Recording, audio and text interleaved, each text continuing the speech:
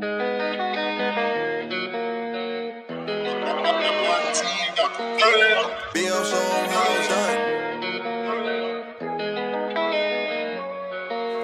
go, girl. Drop it to the floor, girl.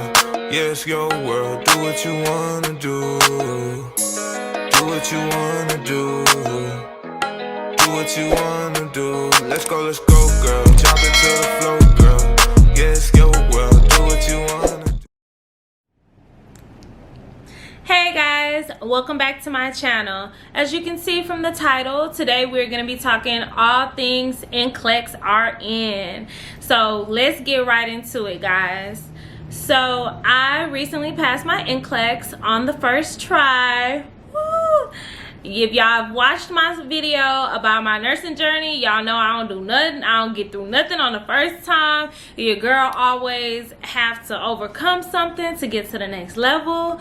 But thankfully, I passed the Nclex on the first time, on the first try, in 145 questions. So today, I'm going to show you how to pass the Nclex on the first try and at 145 questions. So disclaimer, what may work for me may not work for you, so I highly suggest that you look at my video, some other people's videos, and just figure out what's your learning technique and figure out what may work best for you. So I'm just here to just give you a couple of tips on how to pass the Nclex. I'm just here to share with you the resources that I use, and I hope that they work for you all. Alrighty, so let's get into it, guys. So to begin with, you cannot take the Nclex unless you have graduated. So if you have graduated, then you know your stuff and you did not get this far to only come this far, you will pass the Nclex. So after graduating from nursing school, you will then receive something called an ATT. That is an authorization to test. I want to say that mine took about probably about 3 to 4 weeks. I know with COVID that they are a little backed up, but you get your ATT and then that means that you guys can test. So once you get that, you can go to Pearson VUE and you can register for your exam. You pick day and time, whether you'd like it in the morning or you like it in the afternoon. The test is 5 hours long. I would pick the time according to your preference, what works best for you, whether you have to consider breakfast, transportation, if you're a morning person, if you're not a morning person. Me personally, I chose to take my exam at 8 o'clock in the morning. I chose the morning time because I knew it would be a 5-hour exam, and my preference was just to go ahead, wake up, and get it out the way. I went with the advice to not study the day of, and so I knew that if I scheduled it for the afternoon is usually like around 1 or 1:30 p.m. That's when the test will begin. I knew that if I went with the afternoon, that there was no way that I would go the whole morning without studying or without freaking out. So I chose the morning. You can reschedule your exam. I believe I only rescheduled it one time, but I believe you can reschedule your exam as many times as you would like. You just have to reschedule it within a time period. So I believe it's about 24 to 48 hours before your official test date. So for instance, let me go back a little bit. I graduated May 1st of 2021. I got my ATT, I want to say by the end of May, and I had chose my test date to be June 23rd. Around the week of that June 23rd week, I was feeling a bit uneasy. I did not feel as prepared as I would like. I'm going to introduce UWORLD to you guys if you do not know UWORLD, but that was one of the test prep websites that I was using, and I had took a practice exam and I didn't do so well. So that's something that added to me coming up with the decision that I made to push back my test date. And so I pushed back my test date from June 23rd to July 7th. And I believe I did that about 3 to 4 days before June 23rd. So at a good enough time, I knew that I wanted to change my test date. And so, like I said, I believe it's about 24 to 48 hours is like your time limit from that time of when you were supposed to take your exam when you can reschedule. So I was way ahead of that time, and so I was able to reschedule to July 7th with no problem. I know some people, they choose a location that's further for them for a drive. I know sometimes that's the only thing that's available. Luckily, when I scheduled my exam, I was able to choose something close by. Me personally, I really don't like long drives to a certain extent. I preferred something being more in my area of where I usually drive around to, just an area that I know for the most part, so that it won't build up anxiety of, oh, I'm going 45 minutes out. Am I in the right place? Am I in the wrong place? I don't know where I'm going. I like to know where I'm going. So I chose a testing site that was about, I want to say, no more than 9 to like 12 minutes away from me, depending on the traffic. And I chose the 8 o'clock in the morning. So like I said, the test is 5 hours. The minimal amount of questions is 75 questions, and the max amount of questions is 145 questions. So your test can be 75 questions or anywhere between 75 and 145 questions. As you can see from the title, I took the whole exam, and I had 145 questions. So what most people would tell you is to make sure that you do not go in thinking that you're going to have a 75 question test. Me personally, I didn't go in thinking that I would have a 75 question test, and I made sure that my endurance was prepared to sit through the whole exam, honestly. If my test would have cut out at 75 questions, I would have been surprised. I kind of had already knew that, okay, like, honestly, get 75 questions just out your mind. Like, don't even think about the minimal. Just think about the max. Like, you will go on the exam feeling so much better if you're thinking, oh, I'm going in and I'm taking a 145 question test, and it cut off at 80, 100, 120. You'll feel a lot better versus going in thinking, okay, I'm taking a 75 question test. Okay, you're at 74. You're at 75. You're at question 76. Like, it's just, you're at question 77. Like, it's just a lot of unnecessary anxiety and unnecessary stress that you're causing yourself by thinking that you're going to take the test in 75 questions. Some people do. I know a lot of people that take the test in 75 questions. But I would just personally suggest to go ahead and just get that out of your mind and just automatically assume that you're going to take the 145 question test, or just automatically go in knowing that this is a test for 145 questions. So, getting your test date, that's one thing. That's one thing that you should cross off your list. Schedule your test. Get your ATT. Schedule your test, whether it's in the morning or in the afternoon. Me, personally, I would schedule my exam about 4 weeks out. I know with some people's like jobs that they have lined up and just life timeline, they're not able to do 4 weeks. Me personally, I would schedule it 4 weeks out, even if you do not study for those 4 weeks. Like, study like consecutively really, really hard for those 4 weeks. I would still schedule it 4 weeks out just to give yourself enough time. That's personally what I did. And so after scheduling your exam, I would go ahead and write out what are you going to do for each day. So what I did is I went to, hold on.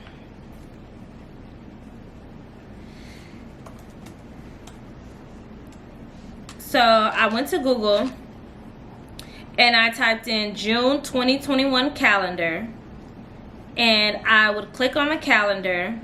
Here it is here.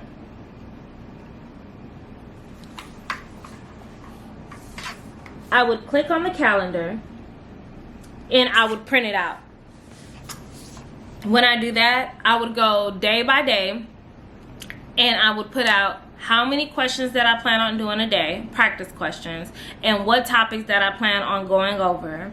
And then I'll make sure that I have my test date on there, and then just every day cross out. And then just so that you can keep track of what you're doing and like see it in front of you how much days you have left. Because you can think, oh, I have 4 weeks, oh, I have 20 days. But when you see it on paper, you really see how much time you have. Not only would I get a calendar or a planner and write everything out, I would also get an app. Let me show you guys the app that I have. Right here. Let's see. Don't know if you guys can see it clearly. There you go. Day count. Don't mind my nails. I'm a nurse. But day count app, and it's for free, and you can plug in your test date and it'll count down the days. That's what I did, and I made sure that I had it on my home screen. As you can see here, it's been 15 days since I took the exam, but it would tell you how many days that you have until whatever you have there. So I had that countdown so that every time that I'm on my phone and just aimlessly wasting time, I can see how many days that I have left. And then I also have I also had a calendar, like I'm mentioning to you guys, that had the date circled when I was going to take the exam. So when you write out what you plan to do Monday through Friday, Monday through Sunday, whatever, I would also write out what I actually did. So, you know, life happens. You can put on there, okay, I'm going to do 200 questions a day. On Monday, I'm going to study mom and baby. On Tuesday, I'm going to study pediatrics. On Wednesday, I'm going to go back to mom and baby. Like, however you want to do it.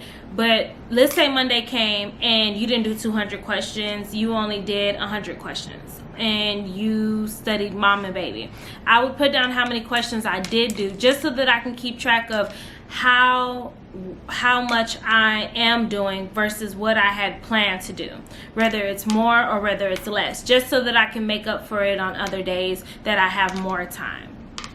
So that's a major thing. Make sure you have a calendar. Make sure you schedule your exam about 4 weeks out, and just make sure that you stay very, very organized. So let's get into actual resources that I use to study. The main test bank that I use to study is UWORLD. This is what UWORLD looks like. For those who do not know, this is what UWORLD looks like.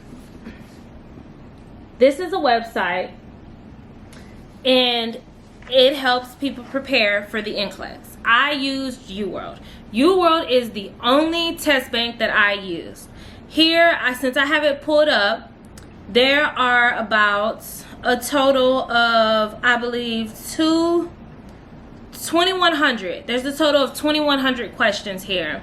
I only used 1,000 questions. I basically used half of the test bank for the most part. It says here that I used about 46% of the test bank, which is basically half, and I also got 53% correct.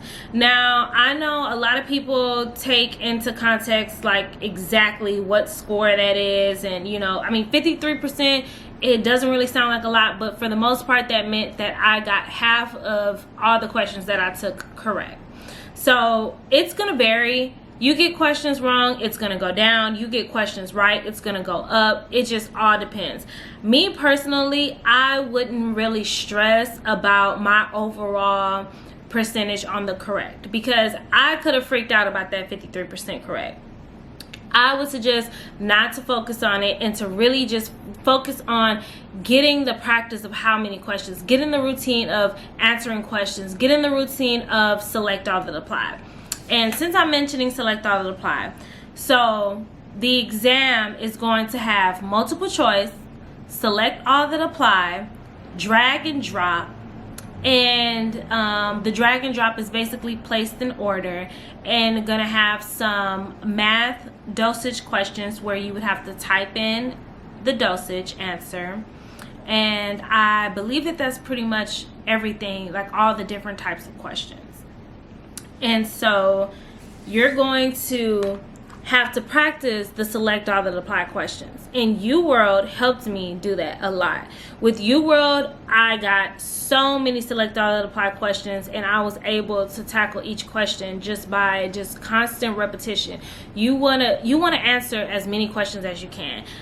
1,000 questions don't seem like a lot, but it was a lot in the time span that I did it. Me personally, I actually studied for about 2 weeks, like 2.5 weeks. Like when I say real studying, like about 8-hour days studying. Like I would wake up and study from about 7 to 5 p.m. Just making sure that I'm being consistent and repetitive. That is very important. That's why I say you want to schedule your exam out at least 4 weeks, so that you can slowly get yourself prepared and then just really go hard. Because honestly, it's really hard after graduating nursing school. It's really hard to just jump right back into it and for a whole month go hard in studying. I mean, some people can do it. You also got to have a good work-life balance, and it's just, you're going to want to spend time with family. You gave up so much during nursing school. You want to be able to have a breather and then come back and start studying. So I studied for a good 2.5 weeks, like strong, 8-hour days, going over the questions that I got wrong. On UWORLD, there's a portion where you can go to, so you can create tests.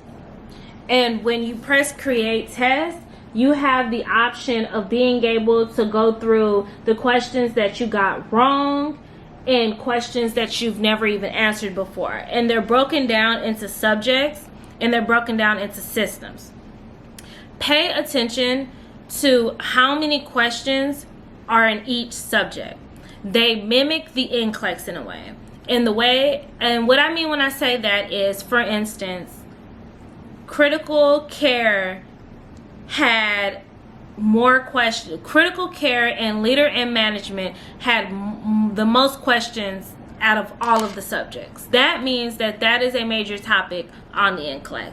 When you break down the subject of adult health, cardiovascular system had about 100 questions compared to all the other systems. That means that the Nclex could potentially be, heart heavy. So you want to pay attention to how many questions UWORLD is giving you for each subject, because they're giving you 300 adult health questions and only about 150 child health questions. That means it's because there is more heavy on adult health when it comes to the Nclex. But I mean, overall, when it comes to the Nclex, you don't know what you're going to get, but that is also a good study tactic. Like for instance, me personally, I finished all the critical care questions, all the fundamental questions, and all the leadership and management questions, because they had the most questions on UWorld, which meant that the likelihood of them being asked on Nclex was a lot higher than all of the other subjects. And then when it came to the other subjects, I'll just try my best to like mix all the questions and just get a variety of questions. So that's one thing I would use to study, is I would use UWorld to study. There's also a great Facebook that I would suggest you guys to be a part of, that I was a part of. There are 2 Facebook groups that I was a part of that I would recommend. This is one Facebook group. It is called Nclex High Yield. It is the Nclex High Yield VIP group. If you're on Facebook, I highly recommend you become a part of this group. This group is all about the Nclex. This is actually an organization, a group, an organization, a business, a doctor. His name is Dr. Z. He actually created this group and created his business surrounded about Nclex. He offers tips through the Facebook, like quick tips. There's a lot of other fellow nursing students that are trying to get their RN or PN. And every week on Wednesday, he does a free Zoom, a free 1-hour Zoom. So he offers paid tutoring. However, I did not partake in the paid tutoring. I did the free weekly Zooms, and I was just a part of the Facebook. And like, for instance, this is a quick tip that he would give. So he would post this, and this is a quick tip. And you can screenshot it, or you can write it down, and you can save it. And then the weekly you can sign up for the free weekly Zooms. So like 1 week he'll go over EKGs and cardiovascular system, and then another week he'll go over HIV and fluids. Another week he'll go over the pharmacology for mental health and mental health disease processes. So he goes over a lot of like information that is most likely to be asked on Nclex. And so I attended about, I want to say, 3 to 4 Zooms, and they were really helpful. He covered information, and for those people who are like auditory and visual learners, and you know, you need to feel like you're kind of in class again, this would be great for you, because for me to be on Zoom and for me to see him talking to me, for him to be able to break it down in a simpler way than, you know, just reading it in the textbook, it was a lot easier for me to retain it. And then he would also give tips. Next, High Yield podcast. I will definitely recommend this. Like I said, I listened to it while I was cleaning, while I was driving in the car. It is very good podcast. It ranges from about like 9 minutes to 25 minutes. It's not a long podcast. Each podcast is very short. It's on Spotify. It's free if you have a Spotify account.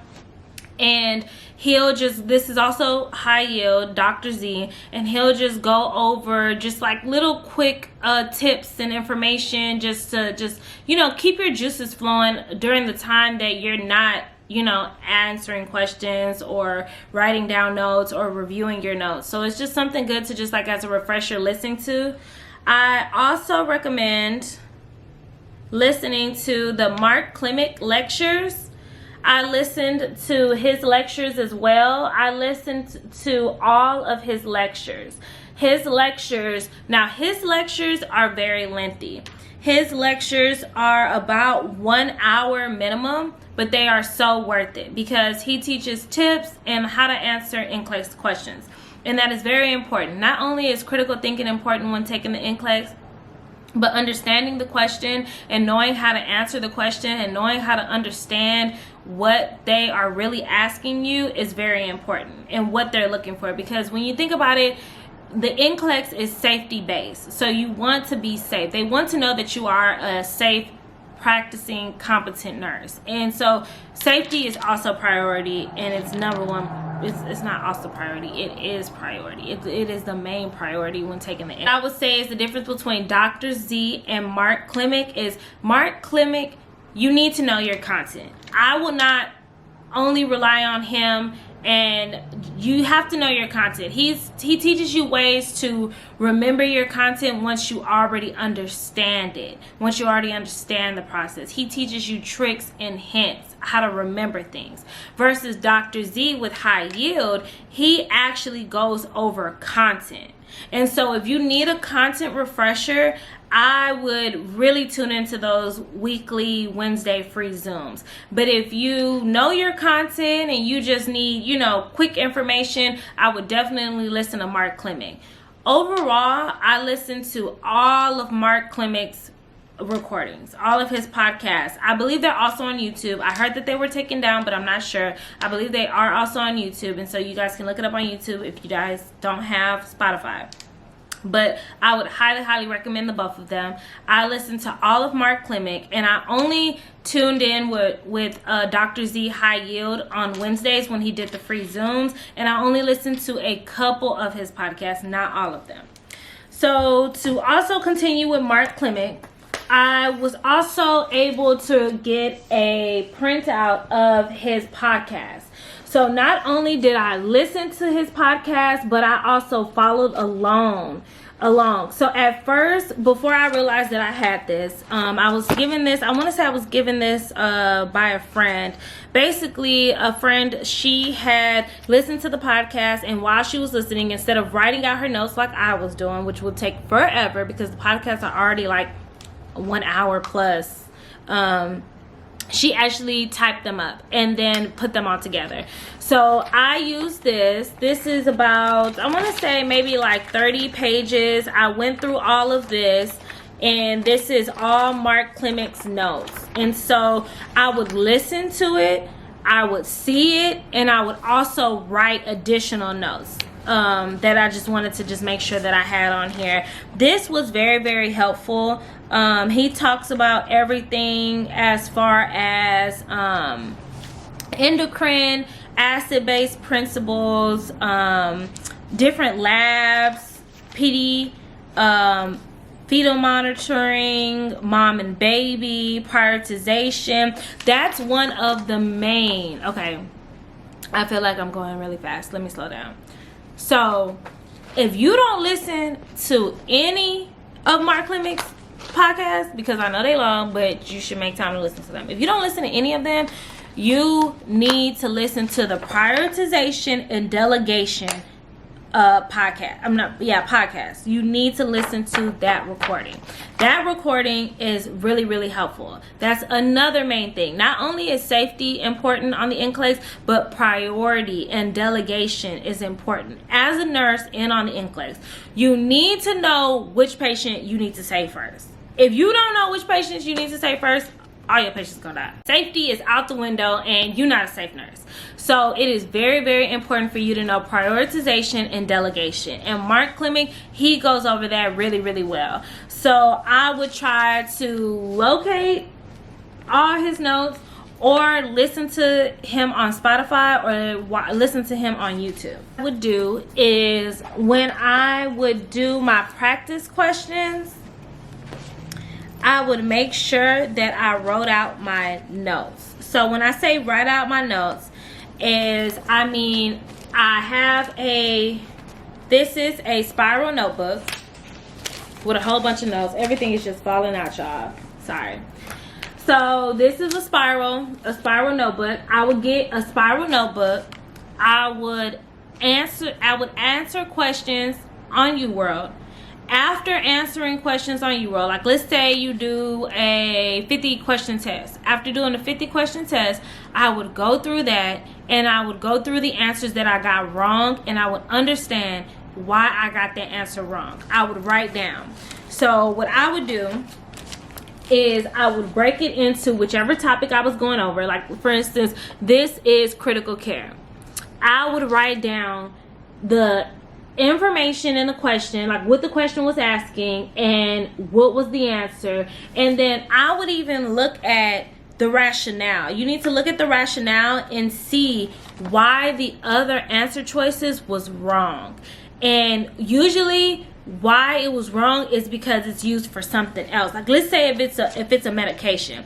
Let's say they ask you a question and you pick one medication, and there's other medications in the multiple choice answer choices. When you look at the rationale, it's going to tell you why it should be that medication, and then it'll tell you what the other medications are actually used for that has nothing to do with the question.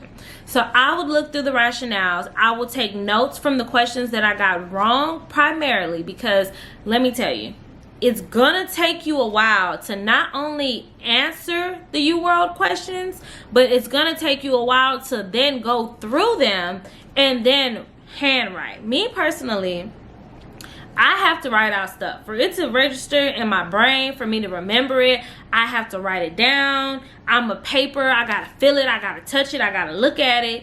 So I will answer the question first, answer all the questions first, and then take time to go back through it and first go through the questions that you got wrong. Because if you got the question right, you got it right. Good for you. You knew that question, girl. Boy, you got it right. Like, okay, like, because you on a time. So, time schedule. So, I would look at the questions that I got wrong first. Fully understand why I got that question wrong. And then, if I had a little more extra time, which you want to have a little more extra time, you want to go back and look at the questions you got right. And you want to understand why you got that question right. It's just Nclex and UWORLD, it's just all about understanding what the question is asking, what is the right answer, why is it the right